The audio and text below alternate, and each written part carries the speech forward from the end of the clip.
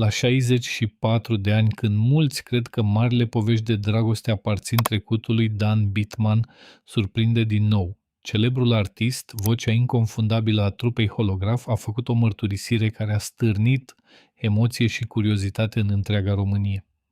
Cine este femeia care i-a rămas în suflet atâția ani? De ce a ales abia acum să vorbească despre iubirea vieții sale? În spatele succesului, al concertelor și al aplauzelor se ascunde o poveste plină de regrete, emoții și sentimente nerostite. Rămâneți alături de noi, pentru că adevărul spus de Dan Bittman vă poate surprinde complet. În spatele imaginii de artist puternic și carismatic, Dan Bittman a purtat ani la rând o povară emoțională pe care puțini oameni au cunoscut-o cu adevărat. Viața sa de familie, care din exterior părea stabilă și liniștită, a fost în realitate marcată de multe tensiuni, neînțelegeri și momente de singurătate profundă. Relația sa cu Liliana Ștefan a durat aproape 29 de ani, o perioadă impresionantă pentru orice cuplu. Însă uneori, chiar și iubirea construită în zeci de ani poate începe să se stingă încet, sub greutatea rutinei, a oboselii și a diferențelor de viziune asupra vieții. Dan Bittman și Liliana au ales să nu își oficializeze niciodată relația, deși au construit împreună o familie și au crescut 3 băieți talentați.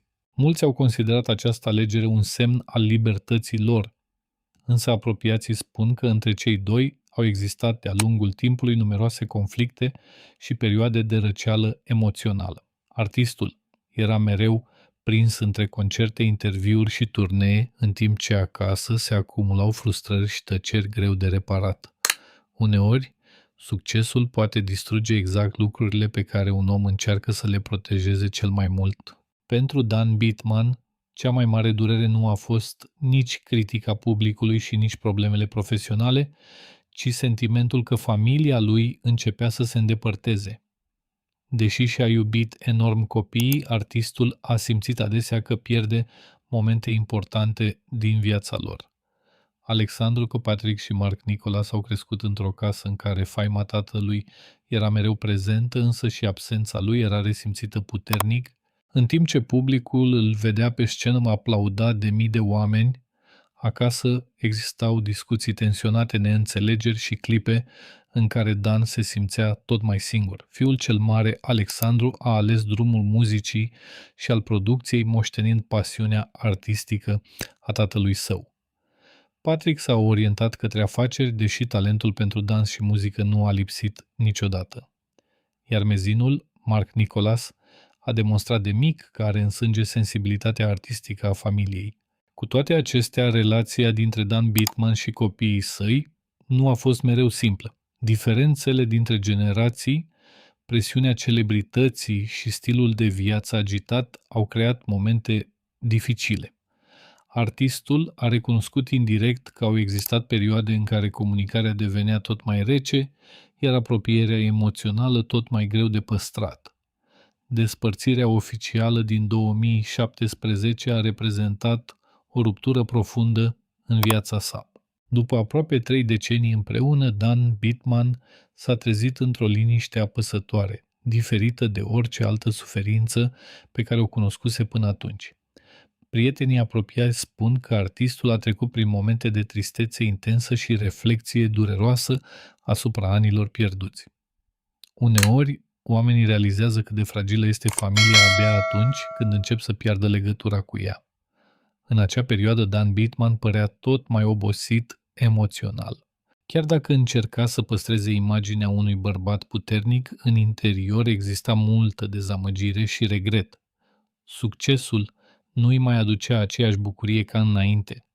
Scenele pline și aplauzele nu puteau înlocui căldura unei familii unite. Mulți apropiați au observat că artistul devenise mai retras și mai sensibil decât în anii tinereții. Totuși, viața avea să-i ofere încă o șansă neașteptată la fericire. Ioana Georgescu a apărut într-un moment în care Dan Bittman părea că și-a pierdut încrederea în iubire. Deși diferența de vârstă dintre ei a stârnit multe comentarii, relația lor pare să îi fi adus artistului liniștea pe care nu o mai simțise de foarte mult timp. Cei doi se cunosc de aproape 2 ani, iar apropiații spun că Ioana a reușit să-l facă pe Dan să zâmbească din nou, sincer. După toate conflictele, dezamăgirile și rănile adunate în familie, Dan Bitman pare astăzi un om care încearcă să-și reconstruiască viața pas cu pas.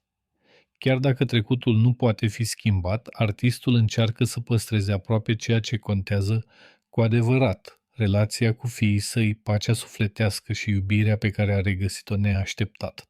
Povestea lui arată că uneori oamenii trec prin cele mai mari furtuni emoționale înainte de a descoperi, în sfârșit, liniștea pe care au căutat-o toată viața. Pentru mulți români, Dan Bitman a fost mereu simbolul succesului, al concertelor grandioase și al unei voci imposibil de confundat. Însă în spatele artistului admirat de milioane de oameni s-a ascuns mereu un om care a purtat în suflet multe răni și tristeți încă din copilărie. Născut într-o familie de origine evreiască, Dan a crescut într-o perioadă complicată, într-o Românie în care disciplina, frica și lipsurile făceau parte din viața de zi cu zi. Chiar dacă a vorbit rar despre durerile sale din copilărie, apropiații spun că artistul a avut parte de ani apăsători în care sensibilitatea lui era adesea ascunsă sub o mască de tărie. În casa în care a crescut, regulile erau stricte, iar emoțiile nu erau exprimate ușor. Dan Bitman a învățat foarte devreme că trebuie să lupte singur pentru ceea ce își dorește. Poate tocmai de aceea, înainte de a visa serios la muzică, a ales un drum practic, studiind ingineria hidraulică. Era alegerea unui tânăr care căuta stabilitate și siguranță într-o lume nesigură. Muzica exista în sufletul său, dar pentru mult timp a rămas doar un refugiu ascuns, o modalitate de a scăpa de apăsarea realității. Nimeni nu bănuia atunci că acel tânăr timid și retras avea să devină una dintre cele mai mari voci ale României. Începuturile carierei sale au fost însă extrem de dificile. Drumul spre succes nu a fost deloc ușor, iar Dan Bitman s-a lovit de multe refuzuri, nesiguranțe și momente în care aproape că și-a pierdut speranța. Înainte de celebritate existau zile în care cânta fără să știe dacă va avea un viitor în muzică. Presiunea era uriașă, iar competiția din lumea artistică devenea tot mai dură. Chiar și după ce a devenit vocea trupei Holograf, artistul a continuat să poarte în suflet teama de eșec și sentimentul că nimic nu este cu adevărat sigur. Unul dintre cele mai grele momente din cariera sa a fost participarea la Eurovision Song Contest 1994. Dan Bitman avea atunci speranțe uriașe. România participa pentru prima dată la această competiție, iar artistul simțea pe umeri presiunea unei întregi țări. Piesa Dincolo de nori trebuia să fie momentul său de glorie internațională. Însă rezultatul final, locul 21 din 25, a fost o lovitură dureroasă. Criticile au venit rapid, iar dezamăgirea l-a urmărit mult timp. Pentru un om atât de sensibil, acel eșec nu a fost doar profesional, ci și personal. A simțit că și-a dezamăgit publicul și că visul său de a cuceri Europa se prăbușise într-o singură seară. Dar poate cea mai întunecată perioadă din viața lui Dan Bitman a venit în 2012, când problemele grave de sănătate aproape i-au distrus cariera. După operația la artera carotidă, artistul și-a pierdut vocea pentru o perioadă lungă. Pentru un cântăreț, vocea este totul. În acele luni grele, Dan trăia cu spaima că nu va mai putea urca niciodată pe scenă. A fost o perioadă de anxietate profundă, de nopți nedormite și de disperare ascunsă. Publicul vedea un artist care încerca să zâmbească, însă în interiorul său exista o luptă uriașă cu frica și neputința. În ultimii ani, Dan Bitman a devenit tot mai sincer despre oboseala sa față de instabilitatea lumii moderne. Declarațiile sale directe au stârnit controverse, însă în spatele lor mulți au văzut un om marcat de experiențe dureroase și de teama de a-și pierde liniștea și familia.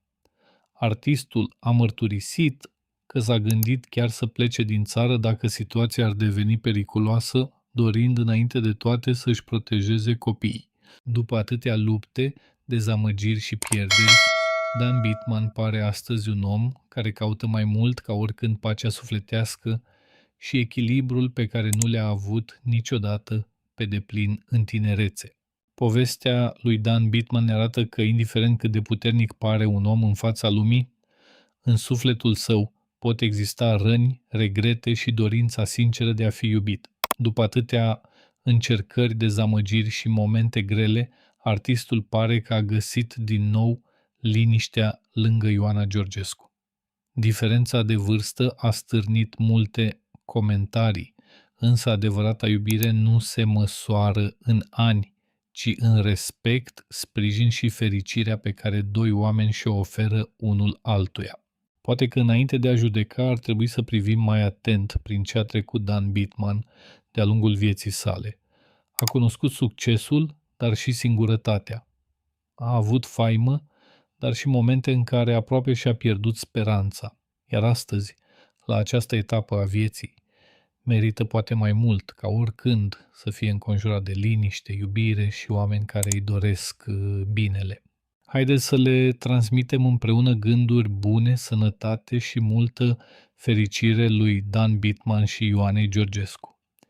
Viața ne învață că niciodată nu este prea târziu să o luăm de la capăt, să iubim din nou și să găsim lumina chiar și după cele mai întunecate perioade. Uneori, cele mai frumoase povești apar exact atunci când nimeni nu se mai așteaptă. Dacă v-a emoționat această poveste, nu uitați să apreciați videoclipul, să-l distribuiți și să vă abonați la canal pentru alte povești impresionante despre viață, iubire și destin. Scrieți și în comentarii ce părere aveți despre noua etapă din viața lui Dan Bittman. Credeți că adevărata fericire poate apărea la orice vârstă? Rămâneți alături de noi, pentru că urmează și alte povești care vă pot surprinde și inspira profund.